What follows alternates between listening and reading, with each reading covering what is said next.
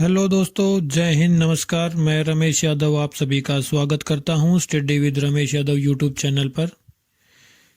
जो हमने current affair की सीरीज चलाई हुई है उसी को आगे बढ़ाते हुए आज की क्लास 1 मार्च 2024 का करंट अफेयर की क्लास होगी। जो भी घटनाएं 29 फरवरी को घटी है उसके बारे में हम आज जानेंगे।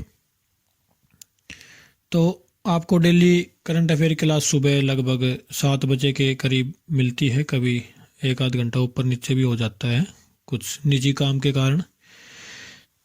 उम्मीद करता हूँ अभी तक जो क्लासेस हुई है आपको पसंद आ रही होंगी, और अगर क्लास पसंद आ रही है तो लाइक करें, शेयर करें, चैनल को सब्सक्राइब करें और बेल आइकन को ज़रूर दबाएं ताकि जो भी क्लासेस डलती रहे आपको उसका नोटिफिकेशन मिलता रहे। और शेयर ज़रूर करें ताकि ज़रूरतमंद बच्चों तक ये क्लासेज पहुंच सके। और हम जल्द ही अगर परफॉर्मेंस चैनल की अच्छी रही तो लाइव क्लासेस शुरू करने की सोच रहे हैं, तो लाइव क्लासेस शुरू करेंगे। तो उसके लिए आपके सहयोग की बहुत ज़्यादा ज़रूरत है, तो आप कृपया करके सहयोग करें ताकि चैनल को आगे बढ़ाया जा सके और ज़रूरतमंद बच्चों तक ये चीज़ें पहुंचाई जा सकें। और स्ट्रैटेजिक की भी कुछ क्लासेस डाली हुई हैं, तो आप जाके वहाँ पे देख सकते हैं। चैनल में प्लेलिस्ट बनी हुई है। मंथली करंट अफेयर की भी जनवरी की हमने डाली हुई है, फरवरी की आपको मिल जाएगी आज या कल या एक दो दिन में, जैसे भी टाइम लगेगा तो हम वो क्लास बना देंगे और एक दो दिन में आपको मिल जाएगी फरवरी का करंट अफेयर पूरा, जिसमें पूरे महीने का लगभग 100-120 क्वेश्चन के समथिंग क्वेश्चन जो भी इम्पोर्टेंट होंगे वो क्वेश्चन आपको मिल जाएंगे। तो चलिए आज की क्लास शुरू करते हैं। 1 मार्च 2024 का current affair. Point number 1, Amit Shah ने गुजरात में किया Swami Narayan Institute of Medical Science and Research का उद्घाटन। तो ये उद्घाटन इनके द्वारा किया गया, अमित शाह के द्वारा किया गया। आपको पता होगा कि भारत के गृह मंत्री और सहकारिता मंत्री हैं अमित शाह। तो उन्होंने इसका उद्घाटन किया है Swami Narayan Institute of Medical Science and Research. ये गुजरात में किया है। तो आपको याद क्या रखना है, क्वेश्चन ये पूछा जा सकता है कि Swami Narayan Institute of Medical Science and Research कहाँ स्थित है, तो ये गुजरात में स्थित है। ये नहीं पूछा जाएगा उद्घाटन किसने किया, लेकिन आप अपनी इन्फॉर्मेशन के लिए, नॉलेज के लिए इसको याद रख सकते हैं। चलिए इसके बारे में थोड़ा जानते हैं। केंद्रीय गृह मंत्री श्री अमित शाह ने गुजरात के मुख्यमंत्री श्री भूपेंद्र पटेल और अन्य गणमान्य व्यक्तियों के साथ कलोल, गांधीनगर, गुजरात में श्री स्वामीनारायण विश्व मंगल गुरुकुल में Swaminarayan institute of Medical Science and Research का उद्घाटन किया है। तो नाम से पता चल रहा होगा भाई, चिकित्सा के क्षेत्र में ये चीज़ें हैं और चिकित्सा, शिक्षा और स्वास्थ्य सेवाओं की प्रगति में एक महत्वपूर्ण क्षण है। तो यहाँ पे क्लासेस भी लगेंगी, जैसे बच्चों की MBBS जो होती है वो हॉस्पिटल में ही होती है, आपको पता होगा। तो और वहाँ पे उनकी जो ट्रेनिंग होती है वो भी वहीं पे कराई जाती है। तो शिक्षा के क्षेत्र में भी एक अच्छा कदम है और चिकित्सा के क्षेत्र में भी। तो क्वेश्चन ये पूछा जाएगा कि Swaminarayan institute of Medical science कहाँ है, तो ये गुजरात में स्थित है। गुजरात के बारे में अगर हम बात करें तो गुजरात की राजधानी गांधीनगर है और राज्यपाल आचार्य देवव्रत और मुख्यमंत्री भूपेंद्र पटेल यहाँ के मुख्यमंत्री हैं।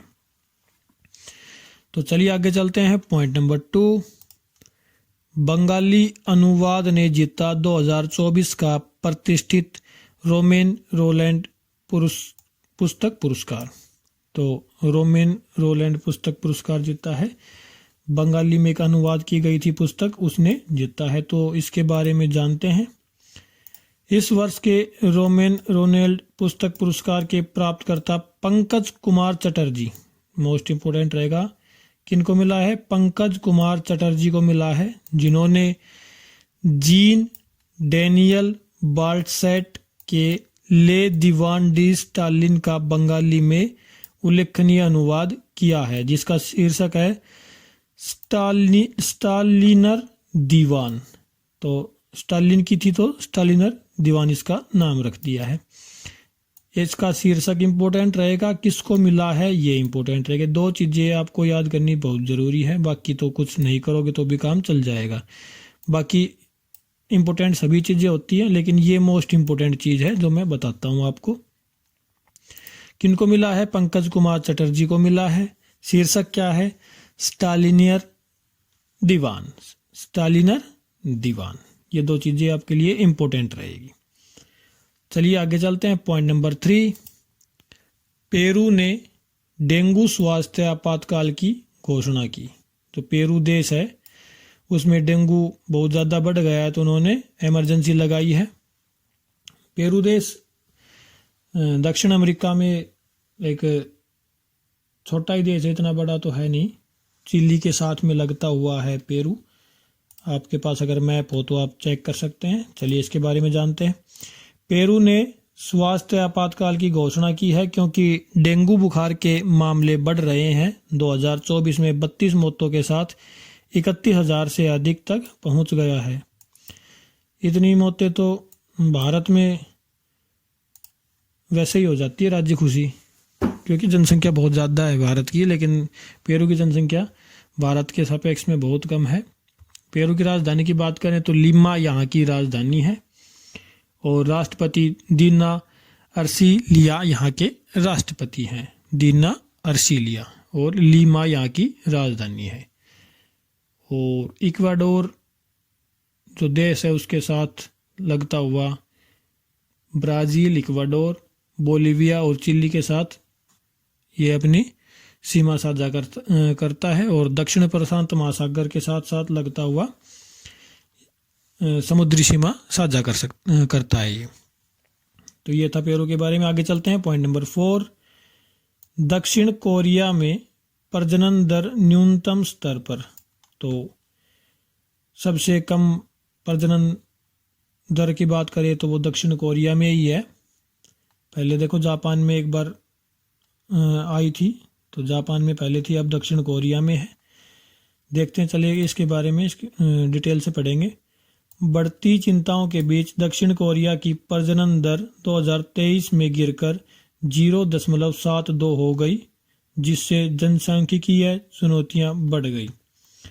देखो दक्षिण कोरिया में टेक्नोलॉजी बहुत ज़्यादा हो गई है, और जहाँ पे भी टेक्नोलॉजी बढ़ती है तो बोलते हैं कि भाई ज़माना मॉडर्न हो गया है, और मॉडर्न के साथ साथ लोग बच्चे पैदा बहुत ही कम करते हैं। और यहाँ वहाँ पे काम इतना ज़्यादा है कि लोगों के पास इतना टाइम ही नहीं है। जो सैमसंग कंपनी, आपने सुना होगा, सैमसंग के मोबाइल भी आप यूज़ किए होंगे कभी ना कभी, तो वो कंपनी दक्षिण कोरिया की ही है। जो अगर प्रजनन दर की बात करें तो 0.72, मतलब क्या हुआ कि भाई अगर एक भी होता तो एक आदमी जन्म ले रहा है तो एक मर रहा है, तो ये तो बराबर हो जाती, लेकिन ये एक से भी कम हो गई। तो एक से भी कम हो गई तो मतलब नेगेटिव चल रही है ये अभी। भाई जितने लोग मर रहे हैं उतने जन्म नहीं ले रहे वहाँ पे।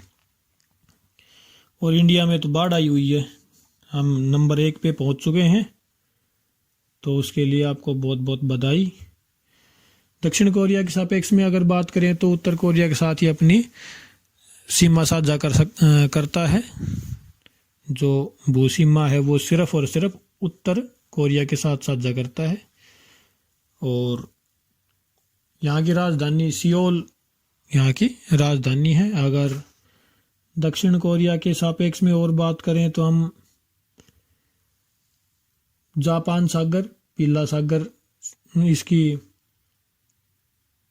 जो समुद्री सीमा है वो इनके साथ लगती है। तो चलिए आगे चलते हैं। पॉइंट नंबर 5, रविंद्र कुमार ने एनटीपीसी के निदेशक का पदभार संभाला। तो एनटीपीसी आपको पता ही होगा, ये रेलवे की एनटीपीसी नहीं है। चलिए एनटीपीसी के बारे में जानते हैं।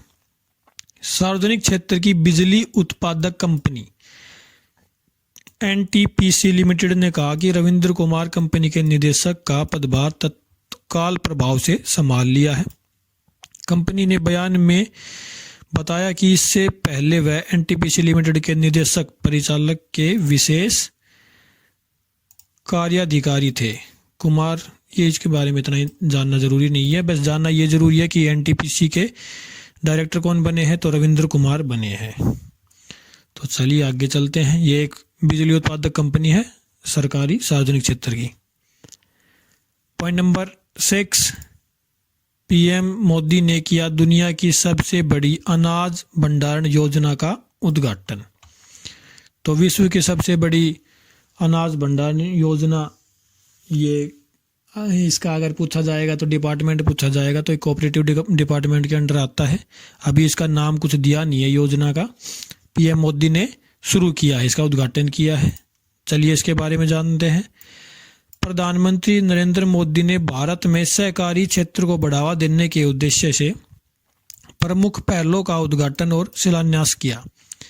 सहकारी क्षेत्र में विश्व की सबसे बड़ी अनाज भंडारण योजना के लिए पायलट परियोजना पैक्स का विस्तार और डिजिटल परिवर्तन का उद्देश्य खाद्य सुरक्षा, आर्थिक विकास और शासन को बढ़ाना है। देखो पैक्स क्या होती है। पैक्स जैसे अगर आप गाँव में रहते हैं तो कुछ लोग जैसे खाद बीज लेके आते हैं, बोलते हैं भाई कोऑपरेटिव बैंक में खाद मिल रहा है, बीज मिल रहा है, और ज़मीन पे लोन लेते हैं वहाँ से, तो उनको ही पैक्स बोला जाता है, उनको ही पैक्स बोला जाता है। तो आपको इतनी चीज़ याद करने की ज़रूरत नहीं है, बस डिपार्टमेंट याद करना है। कोऑपरेटिव डिपार्टमेंट है, सहकारी क्षेत्र है और दुनिया की सबसे बड़ी अनाज भंडारण योजना है। नरेंद्र मोदी ने इसका उद्घाटन किया है। चलिए आगे चलते हैं। पॉइंट नंबर 7, पशु कल्याण के लिए रिलायंस ने किया वनतारा का शुभारंभ। तो वनतारा बनाया है जंगल का सितारा जिसको बोला जाता है। रिलायंस आपको पता होगा सबसे बड़ी कंपनी भारत की अभी रिलायंस ही चल रही है, सबसे ज़्यादा नेटवर्थ है रिलायंस की। तो वनतारा का शुभारंभ किया है। चलिए जानते हैं इसके बारे में। रिलायंस इंडस्ट्रीज और रिलायंस फाउंडेशन ने एक साहसिक पहल वनतारा जंगल का सितारा शुरू की है, जो ज़रूरतमंद जानवरों के बचाव, उपचार, देखभाल और पुनर्वास के लिए समर्पित है। तो भाई पैसे वाले लोग हैं, कुछ भी कर सकते हैं, ठीक है ना। तो सबसे ज़्यादा पैसे हैं भारत में इनके पास, तो ये कुछ भी कर सकते हैं भाई। तो वनतारा किसके द्वारा शुरू किया गया? रिलायंस के द्वारा शुरू किया गया है, अनंत अंबानी के द्वारा शुरू किया गया। चलिए आगे चलते हैं। पॉइंट नंबर 8, भारत के पहले स्वदेशी हरित हाइड्रोजन अंतर्देशीय जलमार्ग जहाज को तमिलनाडु में लॉन्च किया। तो हरित हाइड्रोजन से चलने वाला जो जहाज है वो तमिलनाडु में इसको लॉन्च किया गया है। मोस्ट इंपोर्टेंट क्वेश्चन रहेगा ये। चलिए इसके बारे में जानते हैं। प्रधानमंत्री नरेंद्र मोदी ने तमिलनाडु के तूतुकुड़ी में भारत के पहले स्वदेशी हरित हाइड्रोजन ईंधन सेल अंतर्देशीय जलमार्ग जहाज, इंग्लिश में आप पढ़ सकते हैं green hydrogen fuel cell inland waterway vessel को लॉन्च किया। इसे कोचीन शिपयार्ड द्वारा डिज़ाइन और विकसित किया गया है। इस जहाज की लंबाई 24 मीटर है और इसमें 50 यात्रियों के बैठने की जगह है। इतना याद नहीं रखना कहाँ किया गया है, इसको लॉन्च कहाँ किया गया है, तो तमिलनाडु में किया गया है। इतना याद रखना किसके द्वारा? प्रधानमंत्री नरेंद्र मोदी के द्वारा। तो अब इलेक्शन का साल है, अब इतने उद्घाटन कर रहे हैं जितने कि पिछले 9 साल में नहीं किए गए। तो अगर आपको कोई भी चीज़ याद ना रहे और एग्ज़ाम में आ जाए कि इस चीज़ का उद्घाटन किसने किया, तो 90% चांस ये रहेगा कि प्रधानमंत्री नरेंद्र मोदी ने किया। उस पर टिक कर देना, गाड़ी पार हो जाएगी आपकी। अगर तमिलनाडु के बारे में बात करें तो चेन्नई यहाँ की राजधानी है और राज्यपाल रविंद्र नारायण रवि और मुख्यमंत्री M.K. स्टालिन यहाँ के मुख्यमंत्री हैं। आगे चलते हैं। पॉइंट नंबर 9, सुनील भारती मित्तल को ब्रिटेन के किंग चार्ल्स तृतीय द्वारा मानद नाइटहुड से सम्मानित किया गया। इम्पोर्टेंट रहेगा ये क्वेश्चन भी कि मानद नाइटहुड से किसको सम्मानित किया गया, तो सुनील भारती मित्तल जो अपने भारतीय एयरटेल चल रही है ना, उनके मालिक हैं ब्रिटेन के किंग चार्ल्स द्वितीय द्वारा। तो ब्रिटेन के जो राजा होते हैं उनके द्वारा इनको ये दिया गया है। चलिए इनके बारे में जानते हैं।